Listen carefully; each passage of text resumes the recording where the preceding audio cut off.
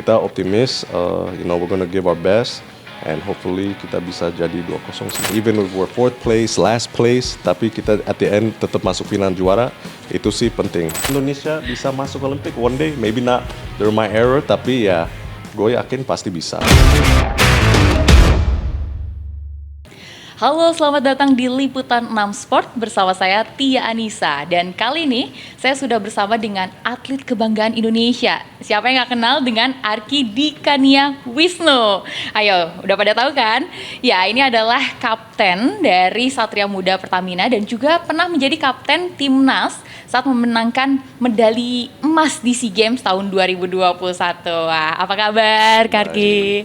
Terima kasih. Baik ya. Nah, kita ucapin selamat dulu nih buat Arki dan juga kawan-kawannya karena Satria Muda lolos ke semifinal IBL 2024. Nah, after beating Satria Bengawan Solo 2-1 ya, betul ya? Betul. Nah, boleh nih diceritain, ini kan kita menang nih di Satria di Solo, tapi di rumah sendiri di Britama Arena malah kalah. Nah, ini tuh sebenarnya apa perbedaan dari kedua games tersebut dan how you guys bounce back on game 3? Jadi kayak kalau playoff itu beda atmosfernya. It's a different type of pressure. Terus kayak kita menang the first game, mungkin we got a little too comfortable, soalnya kita juga menangnya agak jauh gitu. Tapi the second game, mereka main di home mereka, they're more comfortable, that's where they practice. Jadi mungkin kita nggak sefokus like the first game.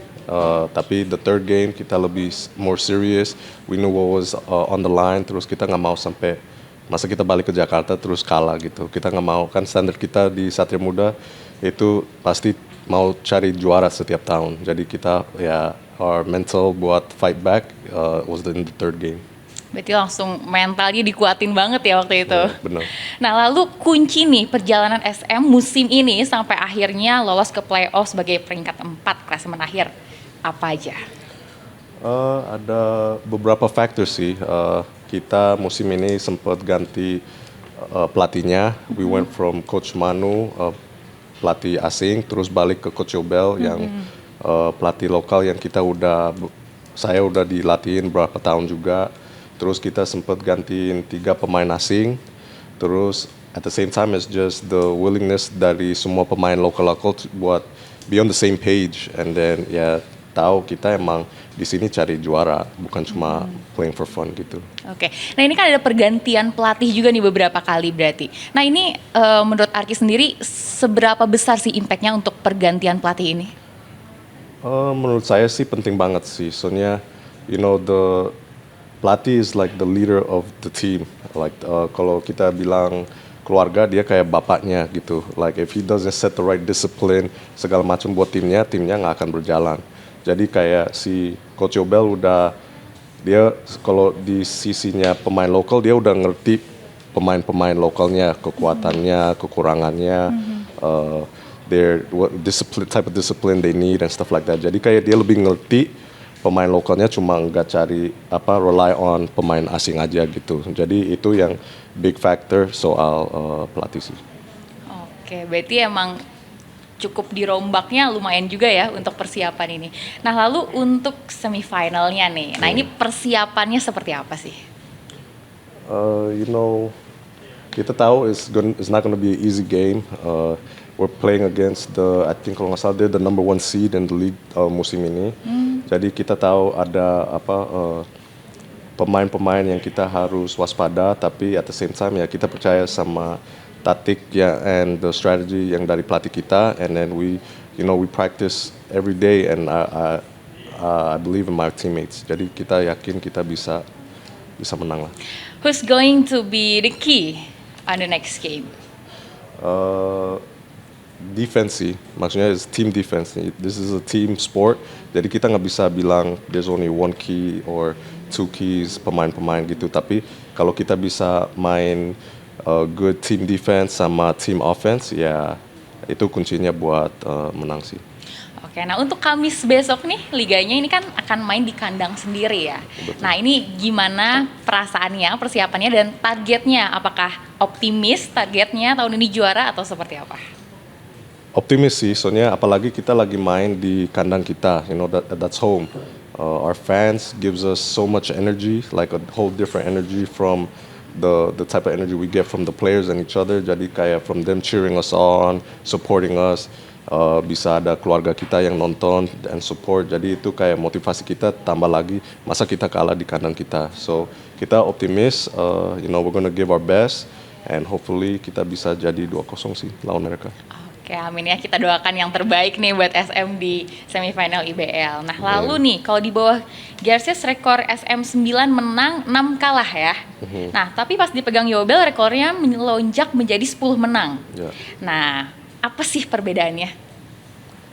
Bedanya sih Coach Yobel he's been in part of SM for so long. Dia dari pemain jadi asisten pelatih, terus jadi head coach. Dia udah ngerti the culture in Satria Muda, soal kita nggak mau kalah. Kita ada a certain type of pressure each game and each practice to improve and win gitu. Jadi itu dari satu sisinya. Keduanya dia like he's a local coach, so he knows all the local players. Dia lebih tahu, okay, pemain ini aku udah tahu dia bisa A, bisa B, dia kurangnya di C. So he's improving that in practices and stuff like that. So he doesn't just rely on pemain asingnya, tapi dia ada ekspektasinya dari lokalnya buat bantu asingnya juga. So, jadi kita kayak tim banget kalau sama si Coach Yobel. It is enough for a team with SM's caliber? Soal peringkat, in my opinion, it's just a number. Jadi kayak yang pentingnya is pas the real musim is pas playoff. Jadi kalau kita bisa win even if we're fourth place, last place, tapi kita at the end tetap masuk final juara, itu sih penting. Soalnya aku juga pernah satu musim we were 8th place, tapi kita tetap aja masuk final. Jadi kayak if we're too busy thinking about the number of the ranking, we're not thinking about the way we should progress as a team. Oke, itu nggak pengaruh pokoknya ya, tetap tunjukkan yang terbaik. Nah, lu tadi ngomongin tentang pergantian pemain asing ya. Nah, ada 3 pemain asing sekaligus nih diganti di akhir tahun. Iya, betul. Cuman beberapa hari jelang playoff kan itu ya. Nah, itu bisa diceritain nggak sih saat pergantian pemain itu seperti apa? Apakah dari tim sendiri langsung bingung mungkin untuk menyatukan lagi chemistry-nya atau strateginya atau seperti apanya? Boleh diceritain? Sesulitnya sih is maybe chemistry sih. Maksudnya mereka baru datang, kita belum tahu mereka sejago apa, can they gel sama pemainnya and the culture di Indonesia segala macam gitu. So it was difficult, tapi beruntungnya is mereka they're very easy going. They're very experienced pemain. Jadi kayak mereka udah ngerti kayak kesini ya kita boleh ada fun-nya, tapi kita di sini buat kerja and then so kita udah cepet sih prosesnya jadi satu tim. Oke, berarti tidak terlalu sulit ya untuk menyatukan chemistry dengan 3 pemain asing baru ini. Yeah. Oke, nah lalu musim ini IBL pakai format 2 pemain asing di lapangan dan 1 di bench ya. Ditambah pemain naturalisasi dan juga ada heritage juga. Nah, apa sih untung ruginya untuk liga dan juga untuk para pemain Indonesia khususnya dengan seperti itu? Maybe kesulitannya is kita belum ada pool gede buat heritage player. Or maybe ada tapi they're unknown gitu. So the options, not every team pakai opsi heritage or naturalized player gitu. Tapi I think at the end of the day it's tergantung timnya kebutuhannya apa gitu. Like we changed our imports bukan karena pemain asingnya yang sebelumnya jelek or anything, it's just maybe the organization was thinking, is this enough gitu, kita butuh yang lebih bisa push pemain-pemain lokalnya lagi atau gimana gitu. Tapi I think it's a good route, kita pakai heritage player, more imports, it's positive gitu. Tapi we'll see from there. Oke, nah untuk Arki sendiri, ini kan as one of the most decorated player in Indonesia gitu ya, dengan gelarnya yang cukup banyak nih ya. Ada gelar di Liga Basket Nasional, lalu juga jadi timnas juga kemarin mendapatkan medali emas di SEA Games ya. Nah, dari gelar-gelar yang pernah didapatkan, apa sih yang sampai saat ini masih bikin teringat, merinding atau goosebump gitu? Sulit sih, soalnya I feel like every accomplishment is a milestone in my career yang kayak ada special memory-nya gitu. Tapi kalau misalnya harus pilih satu sih paling juara pertama kali di sama Satria Muda sih. Soalnya itu that was like the jump from aku main dari kuliah, terus I actually became a professional athlete, terus menang as a professional athlete. Like not a lot of people can say, like I didn't expect to become a professional athlete and then be a champion gitu. Tapi it's like for me to be able to do that, like okay, I followed my dream, nggak rugi juga gitu. Dan kerennya jadi bintang loh sekarang di Indonesia ya. Nah, tapi ngomongin tentang timnas Indonesia sendiri nih, kita kan kemarin sempat jadi tuan rumah di FIBA ya. Nah, tapi nggak bermain gitu sampai puncaknya gitu lah ya. Nah, menurut Arki sendiri seperti apa sih posisi Indonesia gitu, kekuatan Indonesia di tingkat level global gitu di internasionalnya? You know, we're a developing sport. Kita masih a lot that we need to improve in from like pemain, athleticism, coaching, program, and stuff like that. It's a whole different level. Kita nggak bisa lihat like okay NBA is professional levelnya USA, and then kita di Indonesia professional levelnya is IBL. We can't say oh mereka harusnya sama. No, there's a different level. Like in the States is kalau kuliah divisi 1 sama 2, 3 itu berubah banget. Divisi 1 bisa bantai divisi 2, divisi 2 bisa bantai divisi 3. Divisi 3 has no chance with divisi 1 gitu. Jadi kayak it's the same aspect in in timnas, kita masih harus, we're still growing. We need the full support from everybody. You know, we can't just okay, ini ada acara event timnas di Dubai atau apa, baru 1 bulan 2 bulan dipersiapin baru itu. No, we can't do that. You know, if you want something to succeed, you need to take time and effort for it to grow and improve and succeed gitu. Jadi I think we need the proper program. You know, we have to always send our best players. Nggak bisa coba-cobaan because there's also a ranking for that too. And you know, being able to host event di Indonesia Arena, I think it's good buat rakyat sama atlet-atlet biar mereka tambah motivasi biar hopefully one day mereka bisa main di situ juga, latihan di situ and stuff like that. Tapi sampai saat ini di Indonesia sendiri supportnya seperti apa? Apakah memang masih cukup kurang jauh gitu untuk mensupport timnas Indonesia, tim-tim basket Indonesia, atau apa sih yang harus diperbaiki sebenarnya? Paling penting gitu. I think supportnya ada sih, tapi maksudnya kita bisa lebih. Maksudnya kayak right now we can say the number 1 sport in Indonesia is either soccer or bulu tangkis. Yeah, if we can have the same amount of support as them, aku yakin ya basket pasti tambah naik juga gitu. Oke. Tapi sampai saat ini memang belum sampai sana ya? Ada the enthusiastic basketball enthusiast ada sih. Cuma ya we still need more. Like it's not enough. Oke, tapi kalau kedepannya nih, mungkin nggak sih timnas Indonesia ini lolos sampai Piala Dunia FIBA kayak gitu? Nothing is impossible. Aku rasa bisa as long as ya semua on the same page, you know. Kita mau bikin program, you know, arenanya udah bagus. We tried getting pelatih dari luar negeri and stuff like that. We just belum dapat pieces that all connect together aja gitu. Nah, before this you play in the US gitu ya, in the college level, NCAA Division 3. Nah, bisa diceritain nggak sih perbedaannya tim di Indonesia sama di Amerika dan seberapa bagus sih tim basket di sana? I think it's more lebih ke apa ya, the journey-nya. Kayak kalau di sana you're taught sports, you're pushed into sports at an early age. Jadi kayak mereka dari fundamental, for example, kalau misalnya aku main di SMA kan, SMA itu udah persiapin pemain itu buat di kuliah.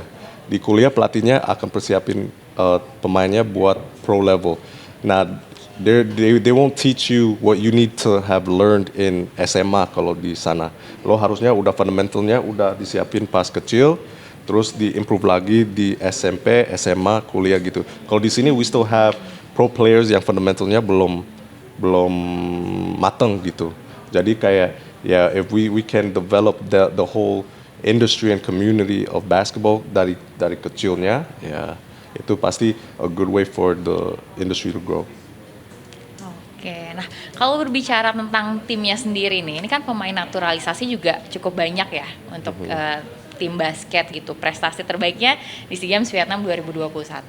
Tapi di tingkat Asia, bahkan apalagi kalau kita berbicara dunia kan basketnya Indonesia belum bisa banyak bicara lah ya gitu. Apa sih yang kira-kira kurang kalau terkait dengan pemain naturalisasi? Kalau naturalisasi sih kita udah dapet the last one was siapa namanya Marquise Bolden. He has experience, dia sekarang kalau nggak salah lagi main di Golden State Warriors for Summer League. He has good experience. I think that's going on the right path. Cari pemain naturalisasi yang future-nya tinggi gitu. And then ya sekarang kita cuma harus find a coach yang bisa kekuatan di Indonesianya apa. Kalau misalnya I have short players that can shoot, ya gue harus cari strategy and offense defense yang baik buat kekuatan yang di tim ini. A lot of times you get coaches where mereka kayak aku dari sini, my style of coaching begini, pemainnya harus mainnya sama persis strategi saya yang gue suka. Padahal itu kan nggak matengin atau kasih lihat strengthnya pemainnya gitu. Jadi like I said tadi kayak we have the pieces, cuma nggak semuanya connect gitu. Oke. Nah kalau untuk pemain lokalnya sendiri, potensinya seperti apa sih? Banyak yang bagus atau sebenarnya dari pemain lokalnya memang harus banyak improve-nya? Potensinya tinggi sih. From my first year coming from 2012, kita udah improve in size, skill, ada IQ pun udah improve gitu. Cuma as of right now kalau kita compare kayak kita sama Filipina mereka pool pemain basketnya lebih banyak dibanding kita. So for them to like send their B team masih termasuk kayak tim kuat. Kalau kita, in my opinion, kita belum bisa kirim tim B, tim C-nya. Kita kalau mau cari chasing after ranking, no matter what you have to just keep sending your best players gitu, jangan coba-cobaan gitu. Kalau untuk regenerasi pemain basket di Indonesia sendiri seperti apa? I see ada regenerasinya, tapi cuma ya itu, kalau kemarin mereka timnas they try to regenerasi terus kirim mereka buat event apa gitu, kalau nggak salah FIBA World apa gitu, lupa. Tapi maksudnya are they potensialnya ada, udah pasti. Cuma ya belum siap for that. You're meeting some of the best players in the world. Like are they ready yet? Belum. Itu mereka harus dimatengin. They need the proper leadership to guide them and tell them what to expect, and then they still need to grow as individuals at the same time. Jadi butuh, in my opinion, you need like program buat tim seniornya, and then at the same time a program buat juniornya, biar by the time it's time for the senior team to let's say retire or stop, ya masuk yang muda-muda gitu. Oke, karena pemain bagus juga nggak bisa karbitan ya, tiba-tiba langsung jadi nggak mungkin ya. Nggak mungkin, it takes Nah time. ngomongin tentang mulai main basket nih, boleh dong diceritain kalau Arki sendiri nih nyemplung atau bermain basket itu dari usia berapa sih? Awalnya gimana sih bisa belajar basket? Jadi kayak I always like suka olahraga, dari baseball, soccer, football, basketball gitu. Terus dari kecil coba olahraga, and then sebelum masuk sekolah suka main basket like kelas 4 SD gitu. And then so I noticed I like basketball more. Terus kalau di sana kan musim panas, summer, ada liburan. I used to go to I lived in New York, saudaraku tinggalnya di Virginia. I used to go to Virginia for summer vacation. Terus lihat dia kan lebih tua dibandingin saya kan. Dia suka main kumpul-kumpul sama teman-temannya, main pick up games gitu, atau kayak 17 Agustus suka selebrasi Independence Day Indonesia, komunitas Indonesia buat main like a tournament gitu. Terus aku lihat, nonton, belum boleh dimain kan, and then so I was too small, belum bagus. And then he's like, when you get older mungkin lo bisa gabung. So like every year I was like, okay, one day gue mau bisa main sama dia. And then finally I got better, improve, belajar basket, and then bisa main sama teman-teman dia, sama dia di turnamen gitu. And then pas SMA masuk klubnya, varsity teamnya, and then that's where aku 100% fokus di basket gitu. Oke, nah waktu pertama kali belajar, ini langsung belajar sendiri main basket, lihat YouTube mungkin atau tidak, atau diajarin siapa nih? Wah, zaman dulu belum ada YouTube ya. Oh, belum ya? Iya, jadi kayak ya pasti kayak kalau nggak dari saudara saya di Virginia, biasanya aku kalau hari libur ke park, right? In New York City, there's a lot of basketball parks and stuff like that. Jadi aku kayak dari pagi sampai malam main aja gitu. Terus di sana biasanya kayak ada orang senior-seniornya yang sering ke sana juga. So mereka kayak kasih tips, kalau lo lagi mau ini, lo harus begini. You need to improve in this. Coba ini. So I took the tips that I felt like it worked, and then the tips yang didn't work, ya udah aku nggak tambahin. Tapi like from meeting so many different people and then going to Virginia to play against them and all that, ya that's where I learned. Oke, ini kan bermain basketnya udah dari kecil nih ya, dari kelas 4 SD ya. Nah, apa sih yang bikin atau memotivasi Arki untuk bisa tetap bertahan bahkan sampai di level ini? Just seeing myself, like reflecting my journey. Jadi kayak setiap tahun aku lihat, aku improve di sini, berarti I'm doing something right gitu. And then like the more people I meet through basketball, the more like passion I get, the more new experiences I get. Jadi kayak from SMA aku junior varsity itu buat kelas kayak 9 sama 10. So aku masuk kelas junior varsity 9th grade. And then abis itu 10, 11, 12 aku masuk varsity itu yang buat senior-seniornya. So like I saw an improvement every time. Even though like di dalam keluarga saya belum ada professional athlete. So I was like, okay, I think I can do this. Like I love the game. Like if I'm bored, kalau lagi nggak ada, like PR udah selesai atau lagi nggak ada kerjaan, I was like, aku mau ke park just want nembak-nembak. Like I feel at peace kalau aku di lapangan gitu. Oke, nah lalu mimpi terbesarnya saat ini apa?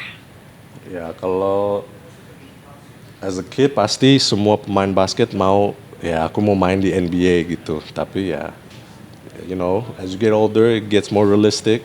And then just being able to play the Indonesia, representing Indonesia in all these events, winning silver, emas buat Indonesia, it's an honor. I think like I chased my dreams and succeeded. Oke, kapten timnas sudah pernah, kapten SM juga masih gitu ya. Nah, tapi kalau setelah ini nih, setelah basket, apa lagi nih yang mau dikejar? Apakah mau pelatih mungkin atau bikin sekolah basket sendiri? I think mau bantu industri basketnya grow.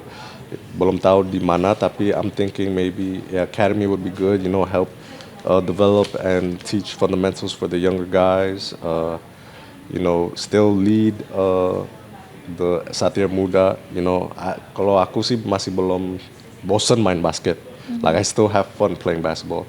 Jadi kayak aku maunya just keep playing until I get bored.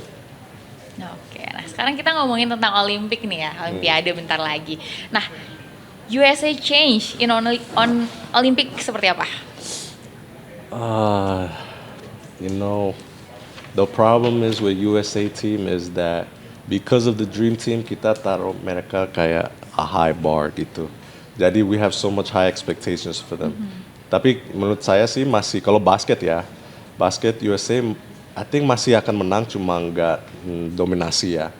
I wouldn't be surprised if a team bisa kalahin mereka because it's a whole different level juga kayak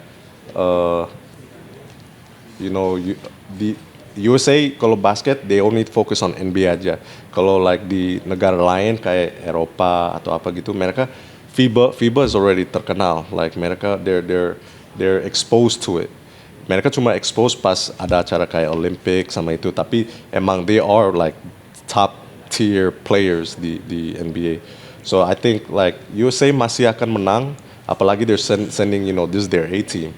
Cuma mereka harus kayak bisa with all these superstars drop their ego, play as a team and stuff like that. Tapi mereka akan menang sih menurut aku. Cuma nggak sedominasi kayak the Dream Team or the Redeem Team and stuff like that. Okay. Who do you think dark horse in Olympic? Oh, there's a lot.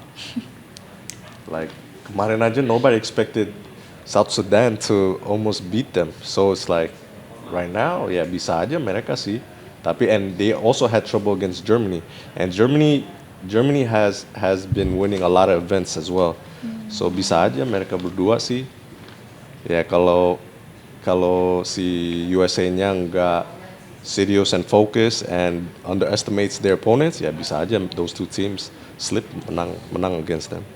Oke, apapun bisa terjadi ya nanti di Anything is Olimpik. possible. Indonesia bisa masuk Olimpik one day, maybe not during my era, tapi ya gue yakin pasti bisa. Iya, kita doakan ya semoga nanti bisa tercapai. Nah, oke, terakhir nih, siapa pemain lokal dan asing yang paling bagus deh menurut Arki saat ini? Saat ini, like currently playing maksudnya. Ya, Oke, kalau bebas kan?